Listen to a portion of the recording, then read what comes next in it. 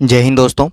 तो आज हम फिर से काफ़ी इंपॉर्टेंट वैकेंसी लेकर के आए हैं जो कि गवर्नमेंट ऑफ इंडिया की तरफ से निकल करके आ रही है। और ये वैकेंसी आपके nuclear power corporation of India limited की तरफ से वैकेंसी आ रही है, यानी एनपीसीआईएल की तरफ से ये वैकेंसी है और परमानेंट पोस्ट पे ये वैकेंसी निकाली गई है। कुल मिला के 70 पोस्ट हैं यहाँ पर और अलग अलग इसके लिए क्वालिफिकेशंस मांगी जा रही है। इसके बारे में कंप्लीट डिटेल्स इस वीडियो में देखेंगे। कुछ पोस्ट आपके ग्रेजुएट पास कैंडिडेट्स के लिए हैं, कुछ डिप्लोमा पास कैंडिडेट्स के लिए हैं और कुछ 12th विद आईटीआई या 10th विद आईटीआई ऐसे कैंडिडेट्स के लिए भी है यहाँ पर वैकेंसी। फ्रेशर्स बिल्कुल इसके लिए अप्लाई कर सकते हैं। तो इसके बारे में कंप्लीट जानकारी आपको इस वीडियो में देखने को मिलेगी। चलिए तो देख लेते हैं इसके बारे में डिटेल्स। और इसी तरह से रेगुलर बेसिस पे आपको हमारे चैनल पे वैकेंसीज मिलती रहेंगी, गवर्नमेंट और प्राइवेट सेक्टर की। तो चैनल को आप सब्सक्राइब कर ले ऐसे रेगुलर बेसिस पे अपडेट्स पाने के लिए, और टेलीग्राम चैनल ज्वाइन कर लेंगे, वहाँ पे आपको इसकी पीडीएफ प्रोवाइड करा दी जाएगी। तो चलिए देख लेते हैं एक बार। तो देखिए ये रहा वो notification, nuclear power corporation of India limited की तरफ से वैकेंसी आ रही है। नरोरा एटॉमिक पावर स्टेशन से ये वैकेंसी है, ठीक है, और जो कि बुलंदशहर उत्तर प्रदेश में है और यहाँ से ये वैकेंसी आ रही है। तो इसके बारे में सबसे इंपॉर्टेंट डेट्स देख लेते हैं कि कब से कब तक आप अप्लाई कर पाएंगे। ऑफिशियल वेबसाइट पे जाके आप खुद से भी चेक कर सकते हैं, आपको ये नोटिफिकेशन वहाँ पे मिल जाएगा। एडवर्टीजमेंट नंबर आप देख लें ताकि आपको ढूंढने में आसानी हो। तो ये एडवर्टीजमेंट नंबर है। Starting date of online application जो कि आपके 16 जुलाई 2024 से आपके आवेदन स्टार्ट हो रहे हैं 10 बजे से, ठीक है। तो अप्लाई कब से आप स्टार्ट कर सकते हैं 16 जुलाई 2024 से, और लास्ट डेट अप्लाई करने की आपकी 5 अगस्त 2024 है, ठीक है। तो इस डेट का आप ध्यान में रखेंगे। अब इस ऑर्गेनाइजेशन के बारे में अगर आपको डिटेल रीड करना है तो आप यहाँ से रीड कर सकते हैं इसके बारे में डिटेल्स आपको, कि क्या ये ऑर्गेनाइजेशन है, काम क्या होता है यहाँ पर, इस तरीके से। अब पोस्ट वाइज डिटेल्स देख लेते हैं, वैकेंसीज कुछ किस प्रकार है। सबसे पहला आपका पोस्ट है जो कि नर्स ए का पोस्ट है, ठीक है, और इसमें एक ही वैकेंसी है। और ये आपके लिए अगर एलिजिबिलिटी रखते हैं आप तो इसके लिए देख सकते हैं। बाकी हमारे काम का जो पोस्ट है वो नंबर 2, 3 और 4 सीरियल नंबर पे जो पोस्ट है ये आपके काम के हैं। जिसमें सबसे पहले सेकंड नंबर पोस्ट पे देखिए आप, category 1 stipend trainee scientific assistant का पोस्ट है आपका, और डिप्लोमा होल्डर्स इन इंजीनियरिंग या साइंस ग्रेजुएट्स दोनों इसके लिए अप्लाई कर सकते हैं। क्या कुछ ब्रेकअप रहेगा इसके बारे में देखेंगे अभी, कि किस स्ट्रीम में आपके पास, साइंस में अगर है तो साइंस में किस सब्जेक्ट में आपके पास ग्रेजुएशन होना चाहिए, अगर आप डिप्लोमा होल्डर हैं तो इंजीनियरिंग की किस स्ट्रीम में आपको डिप्लोमा होना चाहिए, ये सारी जानकारी अभी आपको नीचे देखने को मिलेगी। और थर्ड जो पोस्ट है आपका वो देखिए आप कैटेगरी 2 स्टाइपेंड ट्रेनिंग का है, ठीक है, और यहाँ पर आपकी कुल मिलाकर के 59 पोस्ट हैं। 10 पोस्ट आपके इसमें थे जो कि आपके साइंटिफिक असिस्टेंट का पोस्ट था, जो कि डिप्लोमा होल्डर्स और साइंस ग्रेजुएट्स के लिए था। तो 10 पोस्ट आपकी इसमें है और 59 पोस्ट इसमें है। एक्सरे टेक्नीशियन सी की ये पोस्ट है जो कि ये इसमें आपकी एक वैकेंसी है, और नर्स ए की एक वैकेंसी है। कुल मिलाकर के 70 परमानेंट पोस्ट पे ये वैकेंसी निकाली गई है। चलिए तो अब नीचे आते हैं और देख लेते हैं वैकेंसी में। सबसे पहले देखिए जो आपका category 1 stipend trainee scientific assistant का जो पोस्ट था डिप्लोमा होल्डर्स के लिए क्या क्या वैकेंसी है। तो मैकेनिकल इंजीनियरिंग में आपकी कुल मिलाकर के 4 वैकेंसी है, इलेक्ट्रिकल इंजीनियरिंग में आपकी कुल मिलाकर 3 वैकेंसी, और इलेक्ट्रॉनिक्स इंजीनियरिंग में आपकी एक वैकेंसी है। इस तरीके से ये वैकेंसी है। कुल मिलाकर के टोटल आप देख लेंगे यहाँ पर 5, 3 और 1 करके आपके यहाँ पर वैकेंसी है। अब अगर साइंस ग्रेजुएट्स की बात करें तो साइंस ग्रेजुएट्स में भी वैकेंसी है यहाँ पर। बीएससी फिजिक्स अगर आपने किया है तो आप इसके लिए आवेदन कर सकते हैं। देखिए ये कुछ ऐसी वैकेंसीज होती हैं जो नॉन पॉपुलर होती हैं, ज़्यादातर लोग इसके बारे में नहीं जानते हैं, या जानते भी हैं तो वो इसके लिए अप्लाई नहीं करते हैं क्योंकि नंबर ऑफ़ वैकेंसीज काफ़ी कम होती है, और यहीं पर आपके पास मौका होता है आप इसके लिए अपनी सिलेक्शन लेने का। तो अगर आप ये नॉन पॉपुलर वैकेंसीज़ हैं इनको ज़रूर अप्लाई करें अगर आपके पास ये क्वालिफिकेशंस हैं तो। देखिए यहाँ पर बीएससी फिजिक्स मांगी जा रही है। बीएससी फिजिक्स अगर आपके पास है तो कुल मिलाकर के 3 पोस्ट है आपके लिए यहाँ पर। इस तरीके से आप इस साइंटिफिक असिस्टेंट के पोस्ट पर साइंस ग्रेजुएट्स इसके लिए अप्लाई कर सकते हैं। कैटेगरी 2 में देखिए स्टाइपेंड ट्रेनी जो कि आईटीआई वालों के लिए है, और यहाँ पर अगर आपके पास आईटीआई है तो आप देख सकते हैं फिटर की 10 वैकेंसी, इलेक्ट्रीशियन की 8 वैकेंसी है, इंस्ट्रूमेंटेशन की 12 वैकेंसी है। कुल मिलाकर के आप यहाँ पर देख सकते हैं 10, 8 और 13 इस तरीके से आपकी यहाँ पर वैकेंसी है। नीचे आते हैं जो आपका ऑपरेटर का पोस्ट है, यहाँ पर 29 पोस्ट आपको यहाँ पर दिख रहा है। कुल मिलाकर के 59 टोटल जो वैकेंसी थी वो इसमें थी। इसके बाद रिजर्वेशन वगैरह के बारे में आप इसको यहाँ से रीड कर सकते हैं। अभी हम नीचे आते हैं, जो नोटिफिकेशन में जितने भी इंपॉर्टेंट चीज़ें हैं वो सारी चीज़ें देखेंगे, ठीक है। तो नोटिफिकेशन में आगे बढ़िए, अब एसेंशियल क्वालिफिकेशंस की बात करते हैं। सबसे पहले देखिए आप नर्स ए का जो पोस्ट है, अगर आप इसके लिए एलिजिबिलिटी रखते हैं तो आप इसको भी देख सकते हैं। अगर नहीं तो फिर हम यहाँ से स्टार्ट करते हैं। जो आपका स्टाइपेंड ट्रेनी का पोस्ट है, सबसे पहले डिप्लोमा होल्डर्स के लिए क्या क्वालिफिकेशन है यहाँ पर। तो देखिए diploma with not less than 60% marks, at least 60% आपके पास मार्क्स हो। स्ट्रीम है आपका मैकेनिकल, इलेक्ट्रिकल, इलेक्ट्रॉनिक्स, इन तीनों में से किसी में भी अगर आपके पास डिप्लोमा है 60% मार्क्स के साथ तो आप इसके लिए अप्लाई कर सकते हैं। और 3 साल का आपके पास डिप्लोमा होना चाहिए क्लास 10th के बाद। तो 10+3 यानी 10th के बाद आपने 3 साल का डिप्लोमा किया है तो आप इसके लिए अप्लाई कर सकते हैं। या नहीं तो अगर आपने 2 साल का भी डिप्लोमा किया है, अगर लेटरल एंट्री से किया है आपने, यानी 10th के बाद अगर आपने एचएससी यानी 12th के बाद अगर आपने डिप्लोमा किया है और वो आपने 2 ही साल का किया है, आपने लेटरल एंट्री के थ्रू एडमिशन लिया था, तो भी आप इसके लिए आवेदन कर सकते हैं। स्ट्रीम आपका वही रहेगा, मैकेनिकल, इलेक्ट्रिकल और इलेक्ट्रॉनिक्स। 60% मार्क्स आपको लेकिन लाने हैं उसमें, ठीक है।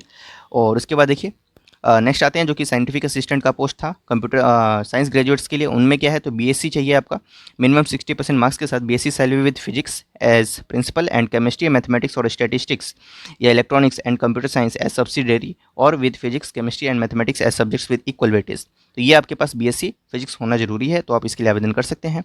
दूसरा, तो 10+2 के स्तर पर गणित विषय होना अनिवार्य है, यानी मैथमेटिक्स आपके 12th लेवल में आपने मैथ्स पढ़ी हो क्लास 12th में, तो ये भी इंपॉर्टेंट है यहाँ पर।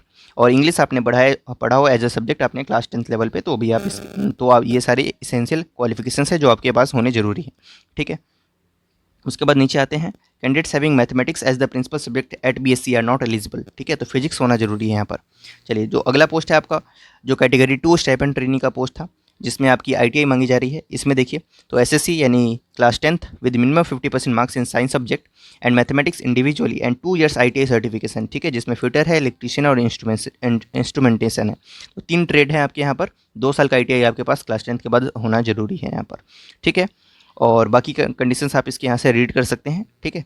उसके बाद नीचे आते हैं, जो आपका कैटेगरी 2 स्टाइपेंड ट्रेनिंग का पोस्ट है ऑपरेटर का, उसमें क्या है तो क्लास 10+2 यानी तो ISC in science stream with physics chemistry mathematics subject minimum 55% marks के साथ, तो आप इसके लिए अप्लाई कर सकते हैं, ठीक है। तो क्लास 12th जस्ट मांगी जा रही है यहाँ पर। यहाँ पे आईटीआई की भी जरूरत नहीं है आपको यहाँ पर, जो ऑपरेटर का पोस्ट है इसके लिए इसमें आईटीआई की भी रिक्वायरमेंट नहीं है। यहाँ पर आप सिर्फ क्लास 12th अगर आपने साइंस स्ट्रीम से किया है तो आप इस कैटेगरी 2 स्टाइपेंड ट्रेनिंग पोस्ट के लिए आप इसके लिए अप्लाई कर सकते हैं। एक्सरे टेक्नीशियन का जो पोस्ट है इसके लिए भी आप एक क्वालिफिकेशन देख लेंगे एक बार, ठीक है। और कुछ इंपॉर्टेंट पॉइंट्स यहाँ पर आपको दिए हुए हैं कि सीजीपीए वगैरह है, तो इसके लिए क्या करना है आपको, तो सारी चीज़ें आप एक एक करके रीड कर लेंगे। Important information for stipend trainees, ठीक है। ये कुछ कंडीशंस आपको यहाँ पर दिए गए हैं। तो क्या कंडीशंस यहाँ पर दी हुई है, सबसे पहले देखिए, जो साइंटिफिक असिस्टेंट का पोस्ट है डिप्लोमा होल्डर्स और साइंस ग्रेजुएट्स के लिए, उनके लिए फिजिकल स्टैंडर्ड्स ये मांगी जा रही है यहाँ पर। Candidate should have minimum height of 160 centimetre and minimum weight 45.5 kg। और आपकी जो ट्रेनिंग रहेगी वो 1.5 साल की ट्रेनिंग आपकी होने वाली है। इस ट्रेनिंग पीरियड में आपको 24,000 पर मंथ आपको सैलरी प्रोवाइड किया जाएगा पहले 6 महीने में, और नेक्स्ट 6 महीने में आपको 26,000 आपको पर मंथ प्रोवाइड किया जाएगा, ठीक है। सॉरी, पहले साल में आपको 24,000 और अगले 6 महीने में 26,000 आपको पर मंथ आपको ट्रेनिंग के पीरियड में प्रोवाइड किया जाएगा। उसके बाद आपकी फिक्स सैलरी हो जाएगी। बॉन्ड के बारे में भी यहाँ पर कंडीशंस दिया हुआ है कि अगर आप बीच में जॉब छोड़ते हैं तो आपको क्या बॉन्ड की कंडीशंस हैं, उसको भी आप एक बार रीड कर लेंगे, ठीक है। और बाकी जो स्टाइपेंड ट्रेनिंग कैटेगरी 2 का पोस्ट था और जो ऑपरेटर का पोस्ट है उसके लिए भी यहाँ पर मेंशन किया हुआ है कि 20,000 पहले साल में और 22,000 आपको सेकेंड ईयर में आपको प्रोवाइड किया जाएगा ड्यूरिंग द ट्रेनिंग पीरियड, ठीक है। चलिए, अब आयु सीमा की बात कर लेते हैं और पे स्केल की बात कर लेते हैं कि कितनी सैलरी आपको मिलेगी रेगुलर पोस्ट पे ज्वाइनिंग हो जाने के बाद। तो सबसे पहले देखिए, आप जो डिप्लोमा होल्डर्स और साइंस ग्रेजुएट्स के लिए scientific assistant category 1 stipend trainee का पोस्ट है, इसमें 18 से 25 साल आपकी एज लिमिट रखी गई है। और ये जो आपका पोस्ट है वो पे लेवल 6 का पोस्ट होने वाला है, जिसमें आपकी बेसिक पे ही 35,400 होने वाली है। इसमें अभी आपकी नेट सैलरी कितनी आएगी वो भी देखेंगे हम। कैटेगरी 2 स्टाइपेंड ट्रेनिंग का जो पोस्ट है 18 से 24 साल इसकी एज लिमिट है। पे लेवल 3 का पोस्ट है जिसमें बेसिक पे आपका 21,700 रुपये होने वाला है। और जो ऑपरेटर का पोस्ट है वो भी सेम है, पे लेवल 3 21,700 बेसिक पे। और एक्सरे टेक्नीशियन की बात करें तो ये भी आपका 18 से 25 साल एज लिमिट पे है, और ये आपका पे लेवल 4 का पोस्ट होने वाला है। 25,500 आपकी इसमें बेसिक पे होने वाली है। तो सैलरी इस प्रकार से आप देख सकते हैं। नर्स ए का जो पोस्ट है पे लेवल 7 का पोस्ट था, जिसमें 44,900 बेसिक पे है। और ये आपको डीए जो आपको 50% की अभी जो मिल रही है सेंट्रल गवर्नमेंट के द्वारा 22,450 कुल मिलाकर के अप्रोक्सीमेट मंथली इमोलमेंट्स आपके होंगे पे प्लस डीए 67,350। और साइंटिफिक असिस्टेंट बी के लिए तो 53,100 रुपये, टेक्नीशियन बी के लिए 32,550 और टेक्नीशियन सी के लिए 38,250। इसके ऊपर में और भी अलाउंसेस वगैरह आपको ऐड मिलेंगे, जैसे आप अलाउंसेस यहाँ नीचे देख सकते हैं। सबसे पहले आपको ट्रांसपोर्ट अलाउंसेस इसके ऊपर ऐड होगा, ठीक है, इन एडिशन। उसके बाद आपको क्या होगा, तो इस पर आप हाउस रेंट अलाउंसेस यानी एचआरए आप ऐड कर लें, ठीक है। उसके बाद आपको साइट लोकेशन अलाउंस मिलेगा, प्रोफेशनल अपडेट अलाउंस मिलेगा।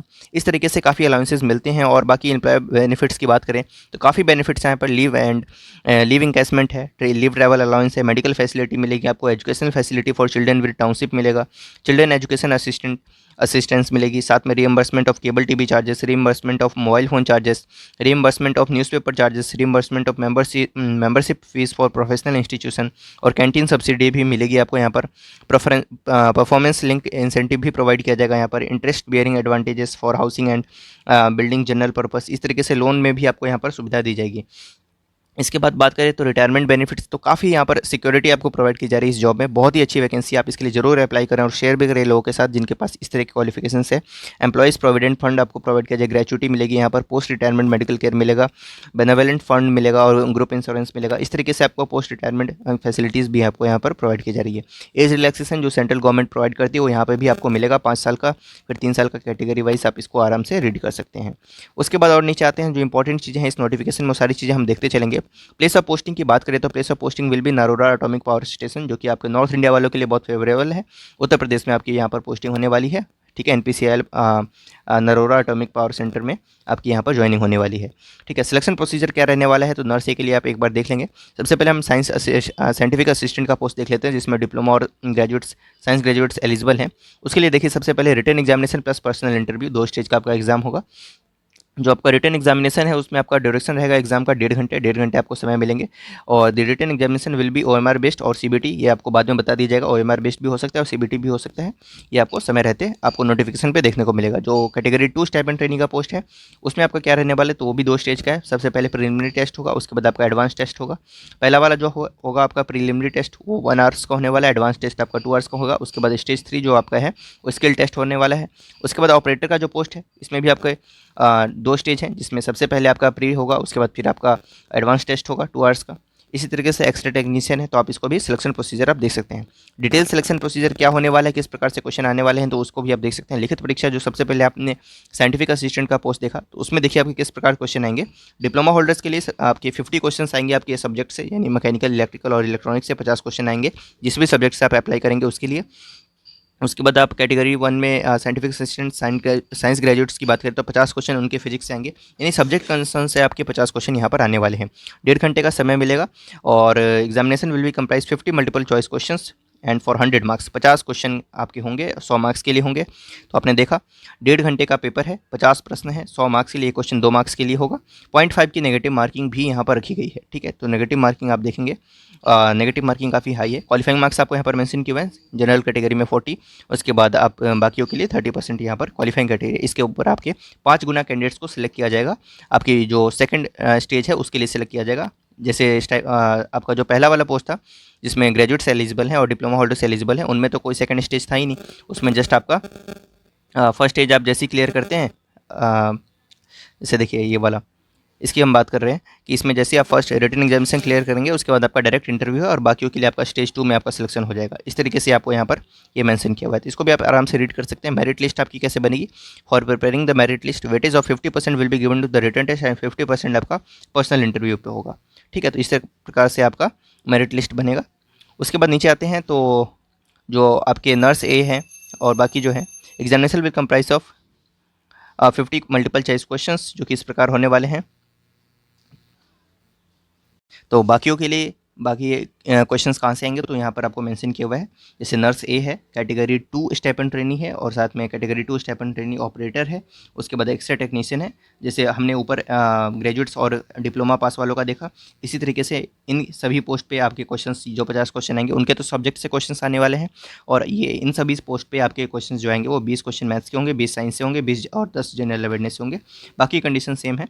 एक क्वेश्चन का यहाँ पर आपको 3 मार्क्स दिया जाएगा और गलत उत्तर के लिए 1 नंबर काटा जाएगा, यानी 0.3 आपको यहाँ पर नेगेटिव मार्किंग है, ठीक है। क्वालिफाइंग स्टैंडर्ड्स आपके यहाँ पर 40% है जनरल कैटेगरी में, 30% है आपकी बाकी कैटेगरीज में, ठीक है। और 2 घंटे का आपको समय मिलेगा। बाकी आप रीड कर सकते हैं यहाँ से, ये नोटिफिकेशन आपको हमारे टेलीग्राम चैनल पर मिल जाएगा, वहाँ से आप देख सकते हैं, ठीक है।